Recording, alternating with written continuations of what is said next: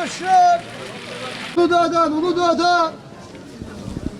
Cevizde kampanya. Bak cevize, bak cevize, bak cevize. Evet, yetişen alıyor. Buyurun. 2 kilo hocam.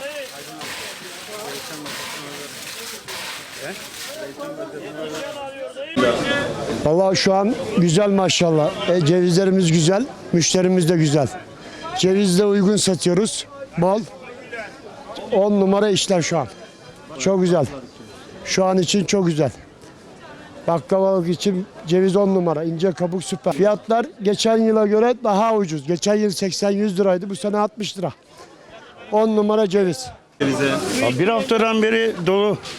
Yani dün zaten saat 5'te 6'da bitti cevizi. 8 seneden beri böyle tezgah olarak çarşının içi burası, pazar, Tuz Pazarı.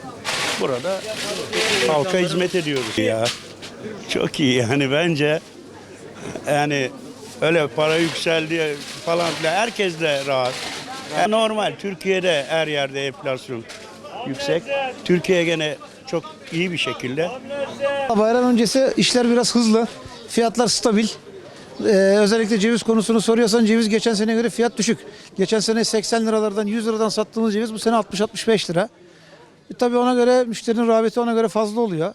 Şimdi tam bayram üstü. Abi baklavasını yapıyor, lokumunu yapıyor. Ondan sonra ceviz işleri hiçbir sıkıntımız yok şükür yani. Abi 2. Biz 2 kilo buraya. Aydın abi. Efendim. Cevizde baş yok, cevizde baş yok.